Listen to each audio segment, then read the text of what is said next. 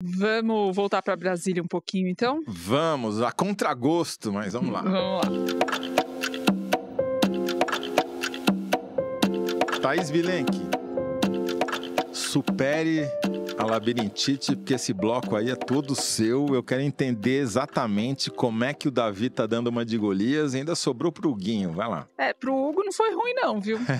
Ele tava tentando usar isso estrategicamente, vou explicar. Resumindo a novela, o que acontece é que o Davi Alcolumbre tinha pautado a sabatina do Jorge Messias para o Supremo Tribunal Federal para o dia 10 de dezembro, também conhecido como semana que vem, e o Lula simplesmente não mandou os documentos formais para formalizar e oficializar a indicação, o que impede o trâmite de seguir. Vou só dar um parênteses, porque merece. A Thaís Bilenque cantou essa bola exatamente como aconteceu no programa passado. E aí, o que o Davi Alcolumbre fez foi reclamar, e no fim cancelar a sabatina, adiá-la pelo menos. E ele falou, a troca de declarações foi muito interessante em politiquês entre Davi Alcolumbre e Lula. Um breve parênteses, porque o Davi Alcolumbre manda um ofício timbrado do Senado Federal, em que basicamente ele fala assim: nunca vi nada igual, vocês estão aqui tentando atrapalhar o funcionamento do Senado, vocês não vão mandar esse ofício aí, né? Mas ele fez com pompa e circunstância. Depois ele adia a sessão e aí ele reclama em papel timbrado e faz um pronunciamento falando que estão acusando ele de fisiologismo, que ele está querendo barganhar para, enfim, viabilizar a sabatina do Jorge Messias e tal. E o Lula estava quieto. Aí o Lula vai para o Ceará, né? Não à toa, foi para o Ceará o Lula essa semana e lá no Ceará ele dá uma entrevista e lá no Ceará ele fala assim: não sei por que estão falando tanto desse assunto. O presidente da República tem a prerrogativa de indicar o ministro. Eu indiquei. Só isso.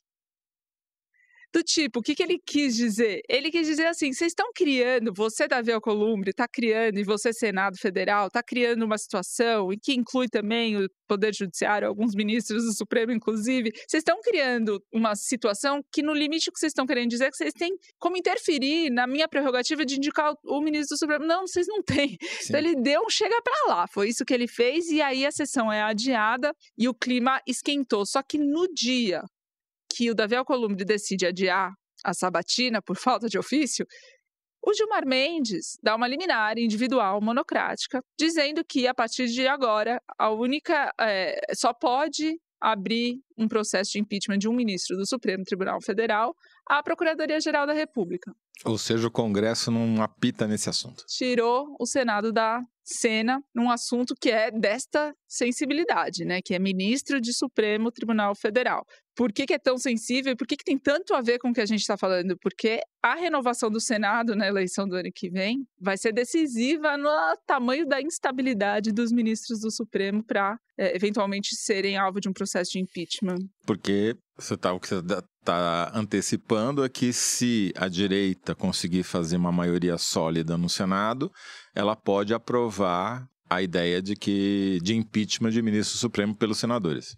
Exatamente. E podem não só aprovar impeachment de ministros, como também votar um monte de matérias que estão bem guardadas no Senado e na Câmara também, sobretudo no Senado, que restringem e botam regras nos poderes dos ministros do Supremo. Impõe mandato, impõe limites para determinadas decisões, enfim, tem uma série de medidas que estão em tramitação, já passaram por uma casa, passaram pela outra, e aí estava tudo ali, né? Porque essa tensão entre Congresso e Supremo vai e volta, e agora voltou, né?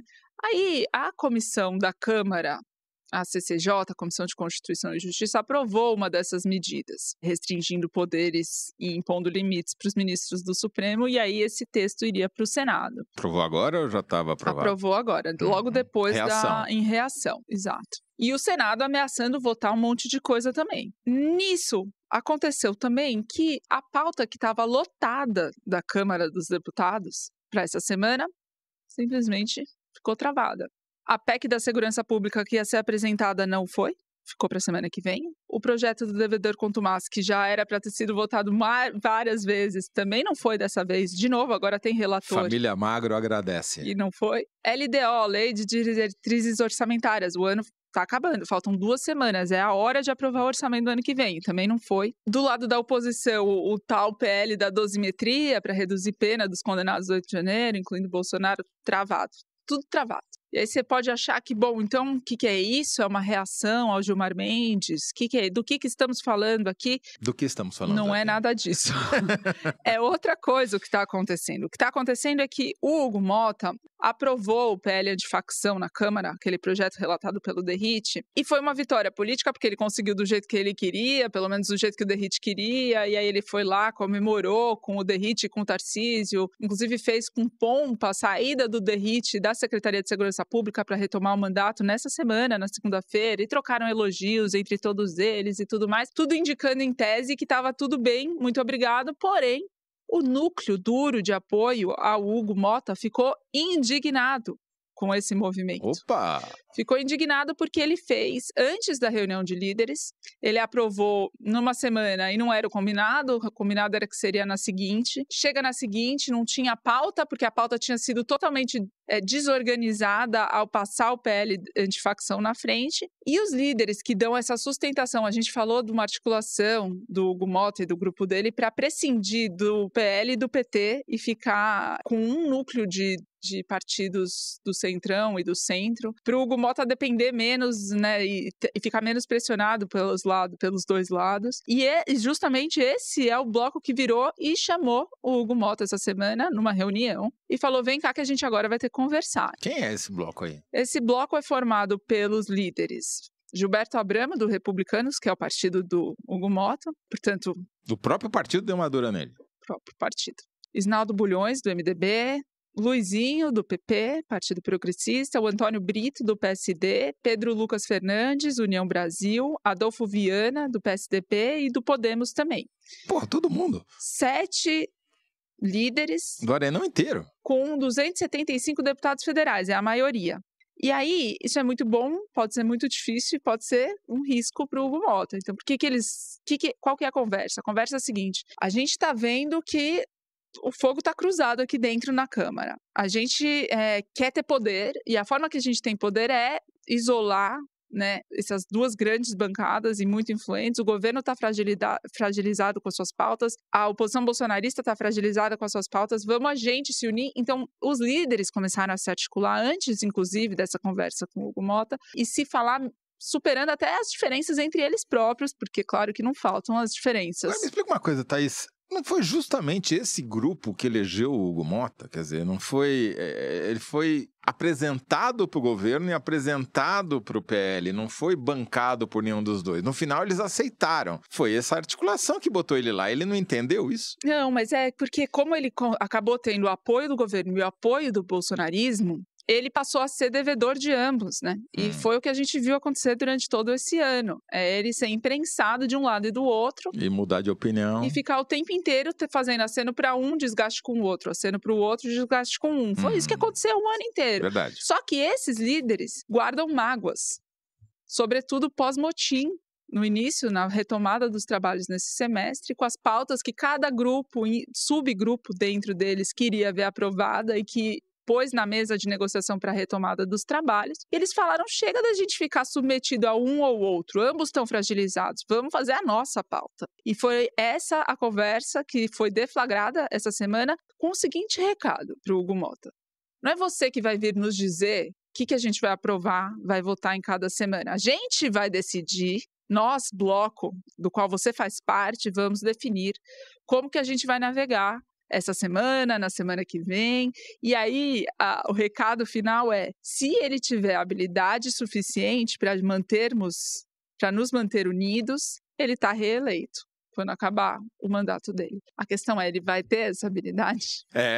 E ele deu alguma resposta para esse grupo ou ficou silêncio com quem cala consente? Não, ele está consentido, ele rompeu com o Lindbergh. Eu apurei o seguinte: ele rompeu com o Lindbergh na esteira do projeto antifacção, ele rompe com o líder do Partido dos Trabalhadores, Lindbergh Farias, e rompe com Sóstenes Cavalcante, líder do PL. Depois disso, ele volta, reata com o Sóstenes. Com o Lindbergh, ele está estremecido, não tem falado de fato, mas ele fala com a Gleisi Hoffmann, que é a ministra de Relações Institucionais do PT, do governo. Então, não tem, assim, Mas é isso, ele mostrou, ele tentou traçar uma linha no chão e dizer que... E alguém falou e pisou em cima, né? Ainda deu uma uma bagunçada. Uma bagunçada, né? Foi. Agora, o fato do Davi Alcolumbre ele, né, agora dando a cara... A bater, né? E se expondo e sendo exposto com essas brigas que ele comprou, está sendo visto como algo muito útil para a Câmara dos Deputados, porque eles querem submergir, deixar um pouco as atenções na casa ao lado, reorganizar a bagunça deles ali e aí tentar fazer algum tipo de estratégia e plano de ação para os próximos meses antes das eleições. Muito bom! Agora eu entendi tudo. Entendeu tudo para confundir tudo de novo. Saímos de Brasília para o Rio de Janeiro. Vamos lá.